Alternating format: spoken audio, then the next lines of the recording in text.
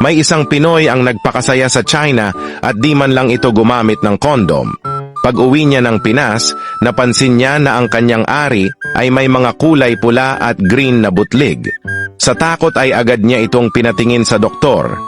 "Sir, di po ako pamilyar sa sakit mo pero base sa pananaliksik ko, meron ka pong Mongolian VD. Isa po itong pambihirang sakit sa ari at kailangan po nating putulin ang ari mo." Di makapaniwala ang Pinoy sa narinig kaya kinabukasan, naghanap siya ng Chinese na doktor sa Pinas para makasigurado. "Meron ka ngang Mongolian VD," pagkumpirma ng Chinese na doktor. "Kailangan po bang putulin ang ari ko? Sabi kasi ng isang doktor kailangan daw putulin ang ari ko." Mga doktor talaga sa Pinas, mga walang alam at gusto ka paperahan. Di naman kailangang putulin ang ari mo eh. Nasiyahan ng Pinoy at biglang nabuhayan sa mga narinig. "Totoo po ba, Dok?" tanong ng Pinoy.